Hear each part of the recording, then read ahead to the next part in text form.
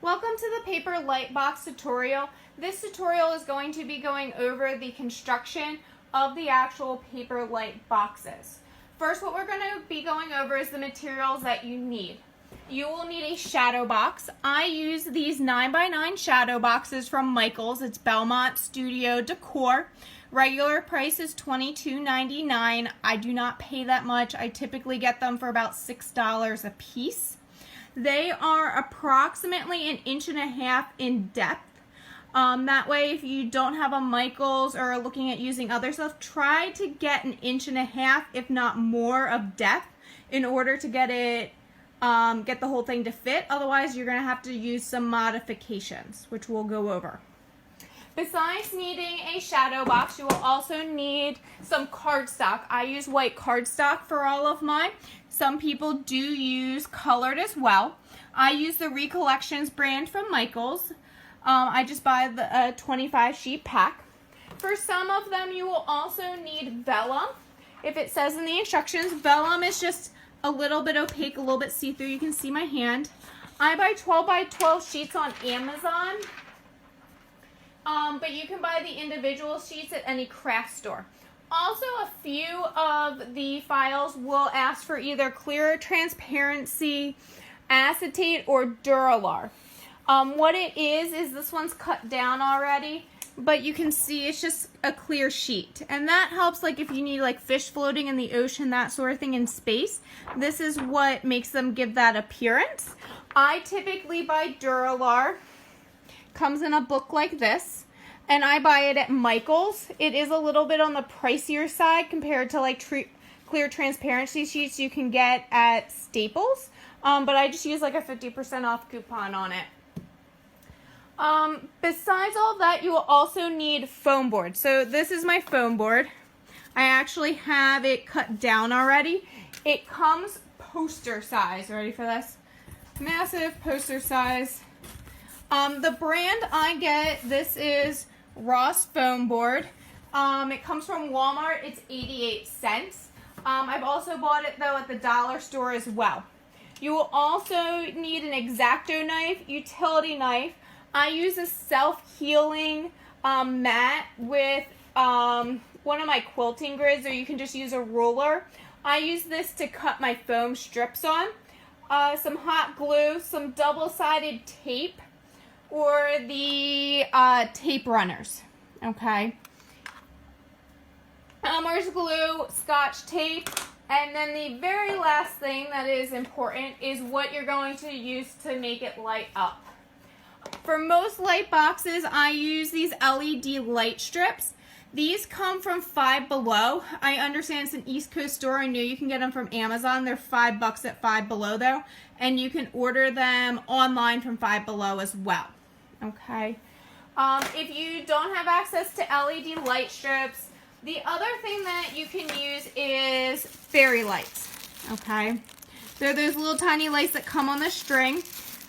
The ones that I like and all the supplies that you need, there will be links in the materials, which will be in the description of the video. But I like these are self-charging battery packs. So what will happen, if you can see, a USB port will plug into there. Okay. And it will allow you to recharge it, because a lot of the fairy lights that just come with the battery pack die after about 72 hours. This allows you to plug it into the wall and everything. So if you're using it as like a nightlight in a kid's bedroom, I highly recommend this type of fairy light. It's not that much more expensive. I'll zoom in. That's the pack that I get off of Amazon. That way you can plug them into the actual wall. So, next thing that we're going to go over is you're going to be downloading the zip file off of Etsy. You're going to need to extract the contents of that zip file. And then what you're going to do is when you look in the file, I get this question a lot. There's an SVG in there. That's what most people use, and they have a hard time finding it. So I make sure that it always ends, it's the only file that ends in shadow box, okay? So it'll have the file name and then it'll say shadow box. That is the one you need for an SVG. That will be used in your Cricut or your Silhouette machine. The other important file in that zip file, if you're not using all the other files in there, there's a PNG file that will have the file name and then end in diagram. Why that is important is because within that, there is a picture diagram for assembly as well as written instructions on how to assemble that particular paper light box. So once you have the file uploaded, Silhouette, it should upload already into your 9x9 format. If you're using any other size shadow box or using Design Space via Cricut, what you'll need to do is resize it, because for whatever reason, when they import the SVG into Design Space, it becomes smaller. So you just want to make sure everything is selected, and then you'll change the size to 9x9 or whatever the size of your shadow box. You want everything to equally increase in size. Don't do one layer at a time. Increase them all, that way the layers stay in the proper positions. So just some cut setting tips for the Silhouette machine. I use the Cardstock Textured Heavy presetting, and then I increase the pressure to either 4 or 5.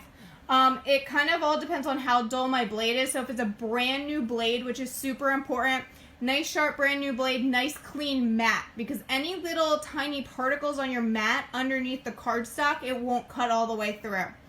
So what your settings will end up being on the Silhouette is you'll have a pressure of 4, speed of 4, force of 33, and passes of 1. What you'll also want to do is turn on the line segment overcut, which is the little triangle looking thing all the way to the right of those settings. So make sure that's turned on. For the Cricut, you can use the Cardstock intricate cut setting and try to increase the pressure. Some ones that other people have recommended are the washi tape setting and the poster board setting. Unfortunately, every machine is different, so one cut setting will work really well for somebody, but it won't work really well for somebody else, so you just kind of got to play with your machine. All right. So next thing you want to do is prep everything in order to set up your shadow box. So the first thing you want to do is open up your shadow box, okay? So what you'll find is when you take the backing off, it will have this foam piece on the cardboard. This foam thing is a waste of a layer. So literally, I just rip it off. And it's glued on. Some of them pop off a lot easier. I popped one off so I could demo what the back looked like. And it popped off no problem. And this one has a lot more glue to it. So you just gotta use a little bit of force. And literally just rip it off. All right. And so what you'll be left with, some of the foam still sticks on there. So literally all I do, just be super, super, super careful, is I take a utility knife blade, okay? And I just get up underneath of it and just pry it all off, okay? Until I have a nice and smooth backing, okay? So what will end up happening is your back will then look like this, okay? Nice and clean, no foam on it. The other thing you need to dispose of is this thing, okay? We don't need it. You don't need the insert. That's garbage, okay? So you have your prepped shadow box. The next thing you're going to need to do is prep your foam inserts, because remember the foam board comes in those really big poster size sheets, okay? So I cut them down, and what I do is I cut it into first an 18-inch long strip, because your strips are going to be 9 inches, So the size of your shadow box, 9 inches, and then they're going to only be long, and then they're going to be only 1/4 of an inch thick. And what I've done already is I've marked both ends of my foam board at 1/4 inch markings, okay? And I typically cut my foam board down into 18-inch sections, and then I'm left with this piece that's a little bit longer than 9. And then literally what I do is I just take a ruler, and this is my quilting ruler, but you can use a regular ruler as well. And then I take a Exacto knife and run all the way down, okay? And you can see it kind of moves. It's okay. They don't have to be perfect, all right? And then I just cut a few. Just running all the way down.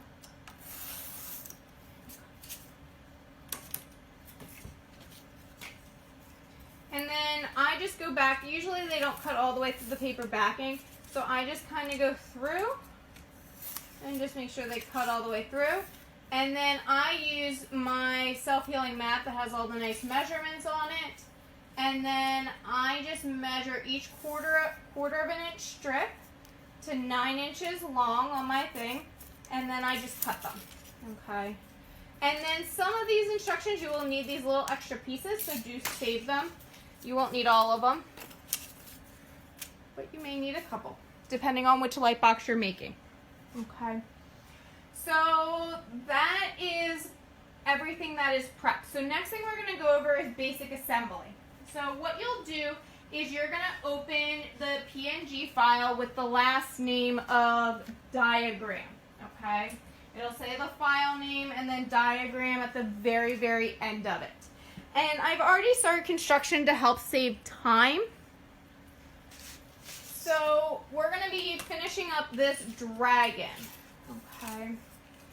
And what you'll see when you open up the actual diagram is that it starts with the back, and that's number 1. And in this particular diagram, number 1 will, underneath of it, says cut out of vellum. Okay, so I cut number 1 out of vellum. Number 2 was this cave background.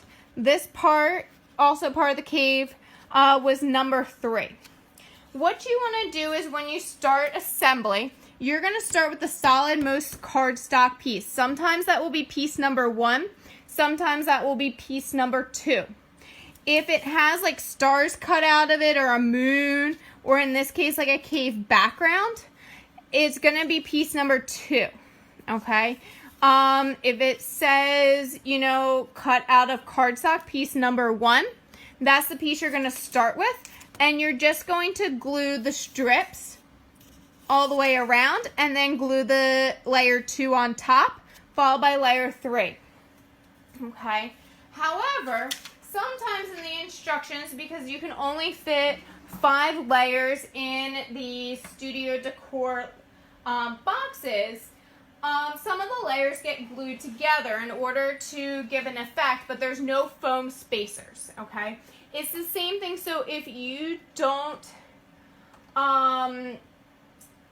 have access to the Studio Decor boxes and are using something that's a little bit smaller, you can use, instead of these foam board I forgot to mention, you can use mount board, the stuff that you use to frame like a picture, that sort of thing, or you know, you can use some cardboard inserts in between just to kind of give that look. Alright, so I've already glued together my first 2 layers. The next thing is this vellum piece for the wings, okay? So what I'm going to do is just glue this down with some hot glue.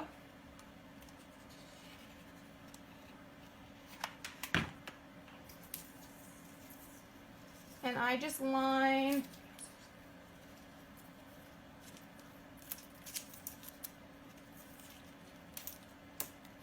I got myself with hot glue, sorry guys.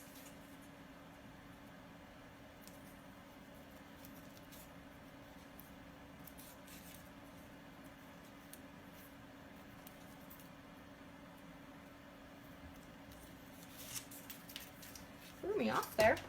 All right. So I kind of just do a little section at a time. Just trying to line up the best you can.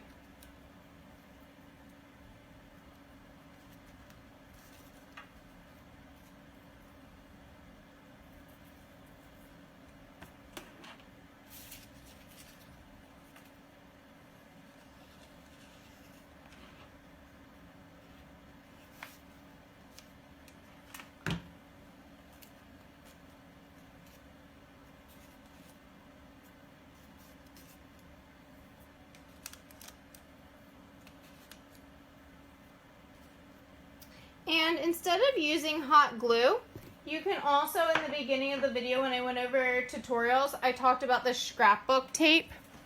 Okay. So instead of getting hot glue all over your hands, you can use this tape, and it's sticky on one side. And then when you put it down, you'll then peel the paper backing off. Maybe I can get it.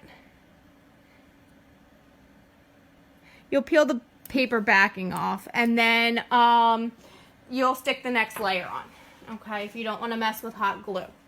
That's the alternative, and that's why I put that in the materials section. So we're just going to finish gluing this down, okay. And then your next layer, if you read the instructions for this one, says that the vellum, okay, piece that you cut out, this one gets glued directly on top of it, okay? There's no spacer in between those two layers. Sorry, I just bumped the camera. So what I'll do is, and it'll just be easier, I'll show you with this tape. You just put it down. Let's use the thinner one.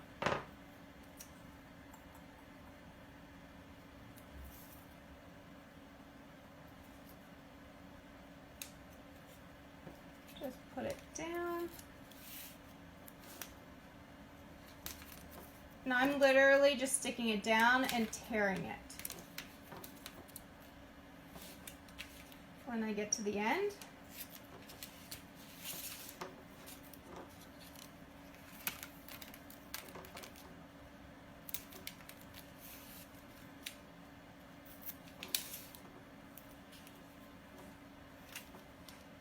the last side.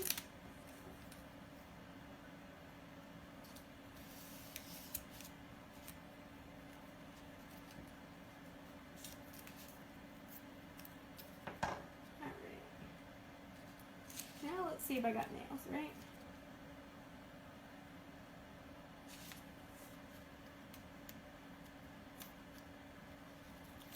And then literally just peel the paper off then. All right.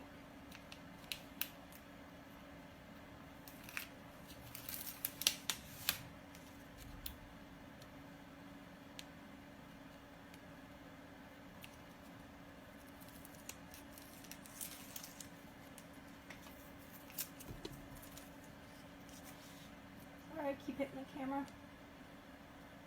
Hold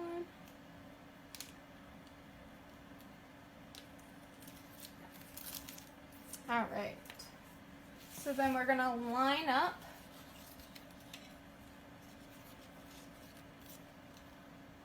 our next piece.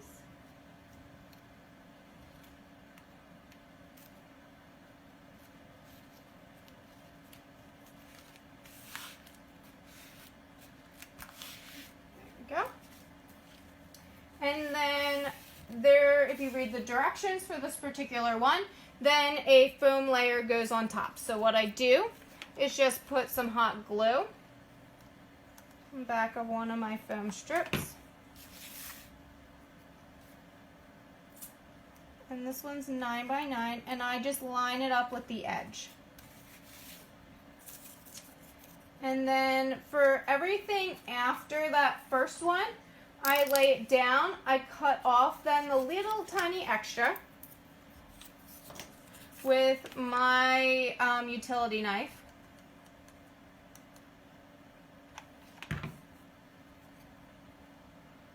And then hot glue down.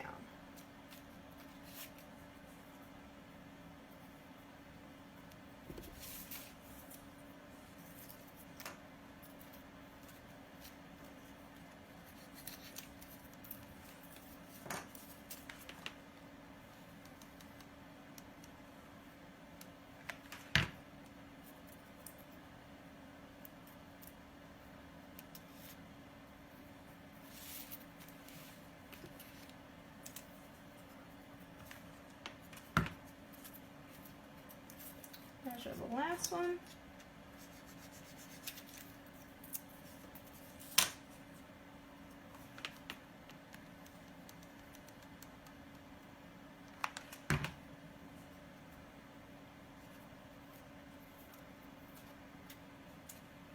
All right.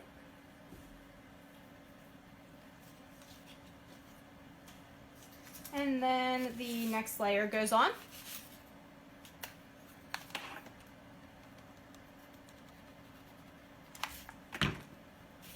I just run the hot glue on top of the foam strips and line it up with the edge. Make sure it looks lined up in the box. And then, I can operate my hot glue gun. There we go. And then glue down. All right. So you're just gonna follow your instructions. If there's nothing written underneath of it,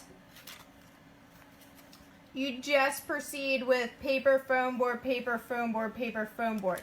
If there's explicit instructions underneath that piece, that's when you change up what you need to do, okay? Like I just showed you with the vellum and that one sheet, how there was no foam board between those two layers. That's all glued down. So the next step is these little pieces, okay? So this is his face and his fire that's coming out, as well as his leg, and there's an overlay on the arm, okay? And this is when these free kind of flowing pieces, when this Dura Lar or acetate and all that jazz come into play.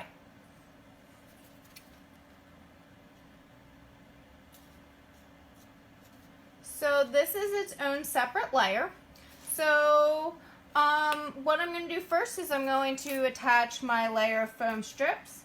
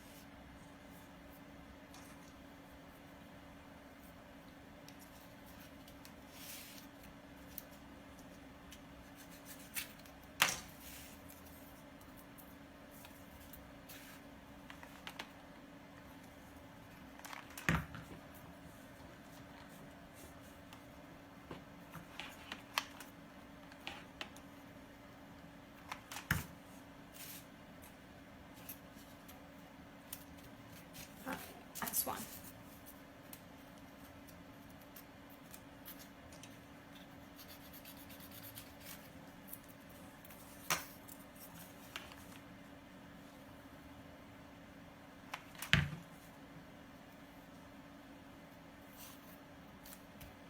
All right. So So there's two ways of doing this. One is I create an extra box in the actual template, so it cuts out a 9x9 square. Okay. So one way of doing this is you can overlay your Dura Lar with the template, and then you're going to be Elmer's gluing the pieces. So you can then, like a puzzle then, put some glue on the back and fit them in, okay? And then you'll glue this on top. But because this is very specific with the lineup, and I may be a little off when I'm constructing it, what I'm actually going to do is attach my Dura Lar first, okay? So I'm gonna run some tape, double-sided scrapbooking tape, along my foam inserts.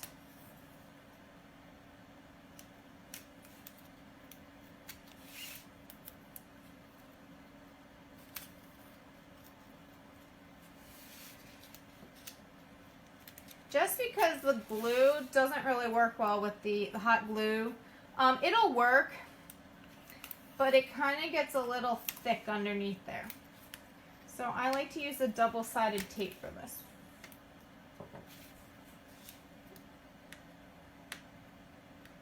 And I just gotta get my nails underneath the paper.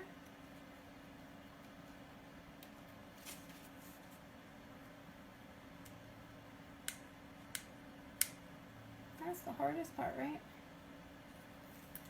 There's one. There's two.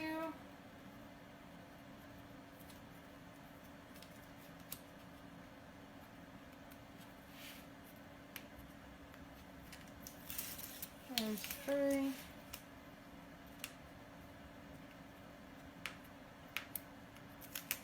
Maybe four.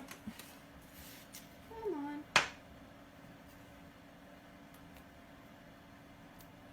I like no nails, so. There we go. There's four. Alright.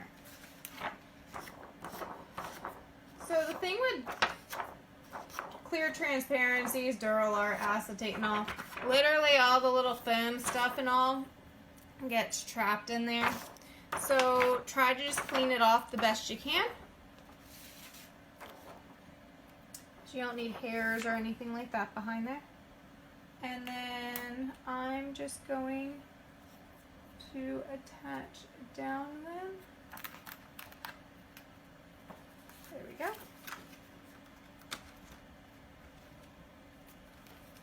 Right. And then I am just going to run some Elmer's glue on the backs of my pieces. And a little tidbit for these little tiny pieces like that we're cutting out, like his, you know, little vacancies of teeth and that sort of thing. I just use an Exacto knife and flick out any extra pieces that, you know, either my Cricut or my Silhouette machine don't get out. Alright. And I'm just eyeballing it up.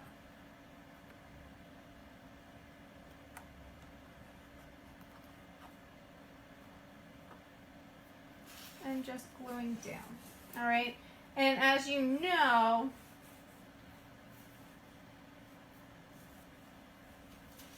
it's also helpful to keep your template when you can't remember which direction the pieces go in as well.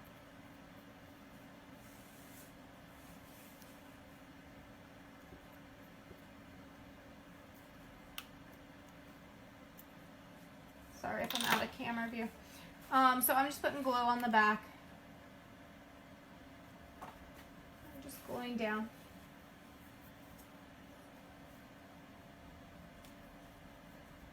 Just make sure you put the glue on the right side.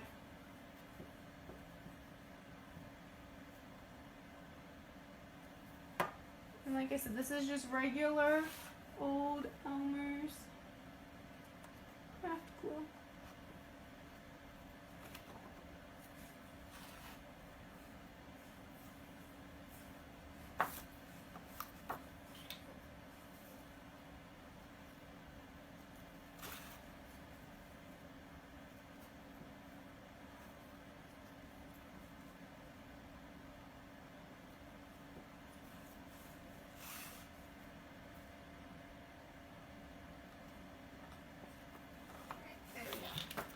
All right, so there's your fire-breathing dragon so far. One last piece to go.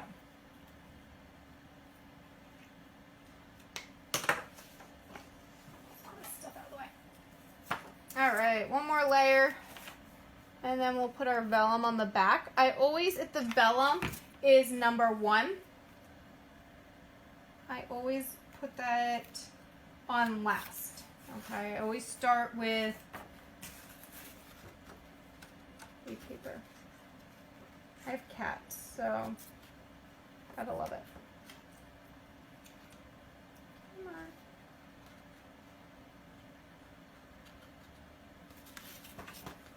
Really? There you go. So I end up with cat hairs everywhere. And they're black, so they show up against the white big time.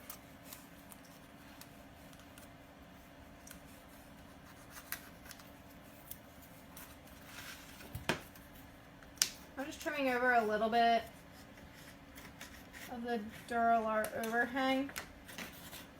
With the Exacto knife, just because it can sometimes get stuck going into your shadow box. So everything that I cut is 9 by 9, which is the same size as the actual shadow box. If you find it difficult to fit in there, you can cut it, just resize it and cut it a smidge smaller. I have 0 issues cutting it. You can see there's a little bit of an overhang here. Cutting it at the size of the shadow box. I know some people say it's a little difficult. I have 0 difficulty fitting it in. The Dura Lar, if it has a little bit of an overhang, is the only thing I find as a hold up, so that's why I was taking the Exacto knife to that. All right. A couple more pieces.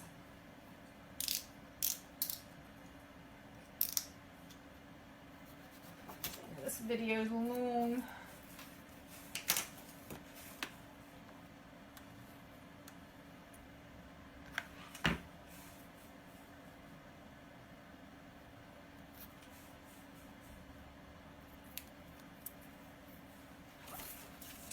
Last strip.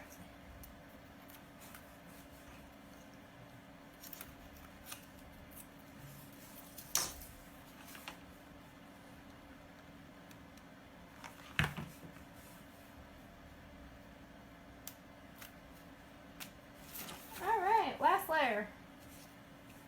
Going on.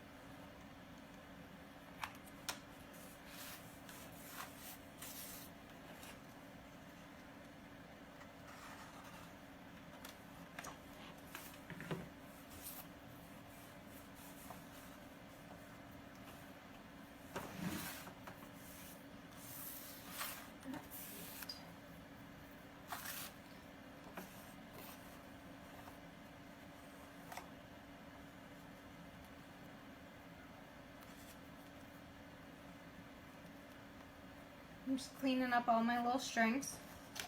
And the lovely hot glue gun.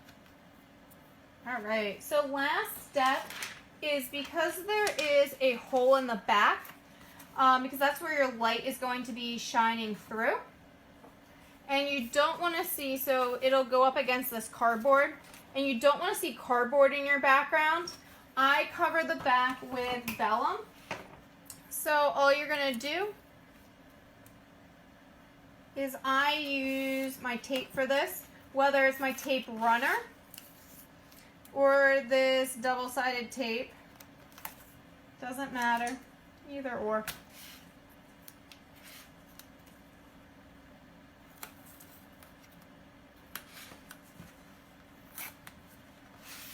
I'm not doing very well with my tearing, am I?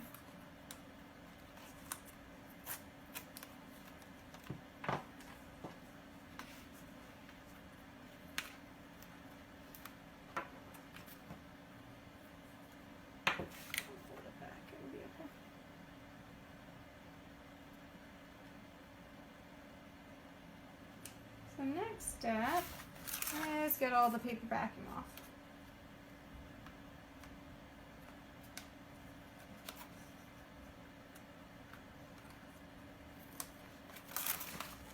If you have nails, to be 7 times easier, I promise you.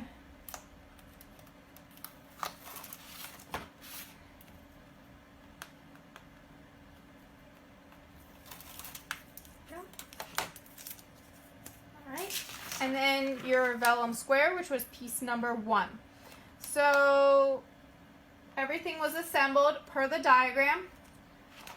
The only difference is I skipped piece number 1 when applying and started with piece number 2 for this specific one because piece number 1 was vellum. Piece number 1 was paper. You start with piece number 1.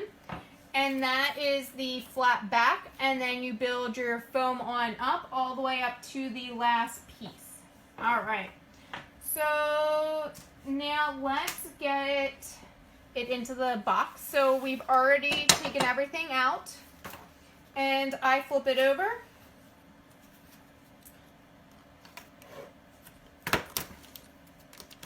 And just drop in. See how it's a smidge snug? Some people find that's a little bit difficult to get in. All right, so that's what it'll look like. So if you want, you can make it a smidge smaller. You won't see because there's this border here, okay? So the next step is applying our lights, all right? And I apply the lights to the back. Okay, it makes it easier. For some reason you get a dead bulb to change them out, that sort of thing. So if you're using fairy lights, let me just pull them out real quick. So if you're using fairy lights, I just use masking tape. It's gonna be hard to show.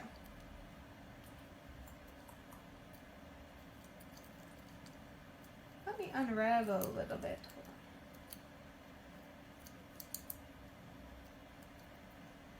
Sorry guys. Should I have one unraveled? Alright, there we go. So, and I just tape them in a weaving pattern. Okay, I just use masking tape and tape them to the back. Okay. And then we're going to cut a slit for the power box to come out of the back. And then I tape the power box to the actual back here. Okay, we're going to cut a little cut out of here for whichever one you're using. All right. So let's actually start with that. I just use a pair of scissors. Okay. And I cut approximately a little over 1/4 of an inch to 1/2 of an inch in, okay? And then about an inch up, okay? So that's the chunk I take out of it, okay? And that's where your cord and all is gonna come out of it. So let me show you how to apply. I'm gonna use these LED light strips. You're gonna open the box. It all comes in this nice little pack.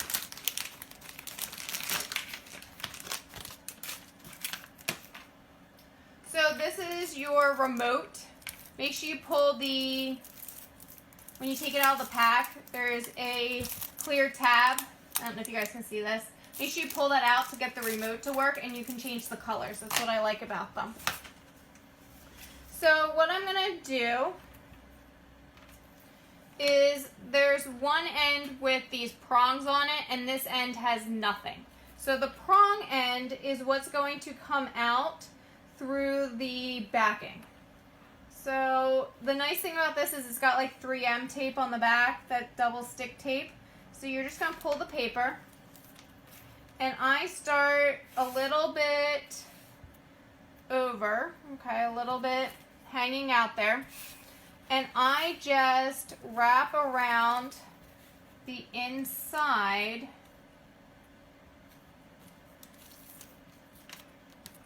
of the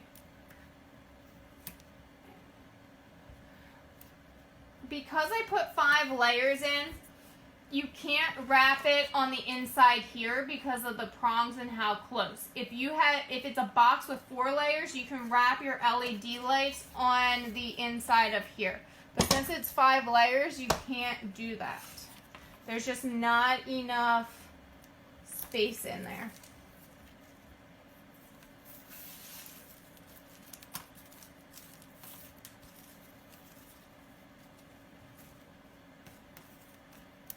So I just wrap all the way around, and then when I get to the end, if you look on these, where the bronze color is, there's a little scissor marker.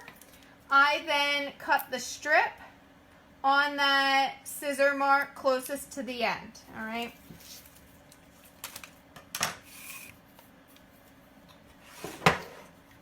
And then I just then drop it in and push down my tabs.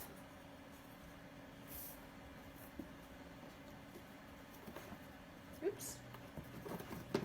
This one. There we go. All right. So there's that.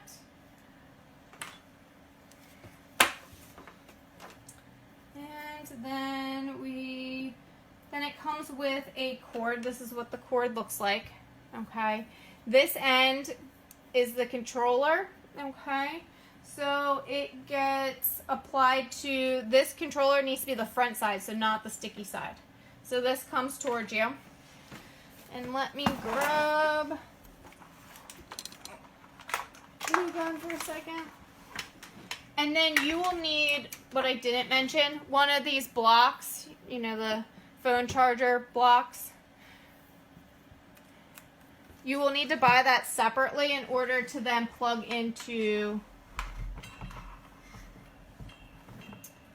the wall. Sorry guys, I'm trying to take a really short cord to my extension cord that isn't very long, FYI.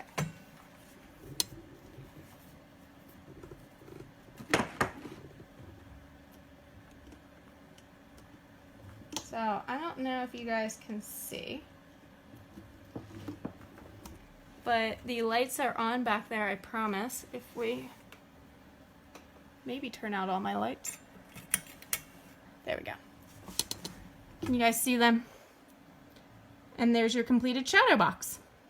All right, so if you guys have any questions or concerns at all, certainly pop a question, let me know. If I use any different techniques in any future light boxes, I will post a video on how to assemble either that particular light box, or I'll go over that particular step. Please, please, please read the diagram, the PNG diagram file. It tells you specifically what you're going to need for that light box, because not all of them need Vellum, not all of them need Dura Lar. I just use this one because it went over all the concepts that I use in my light boxes. But if you guys have any questions, certainly just let me know. All right,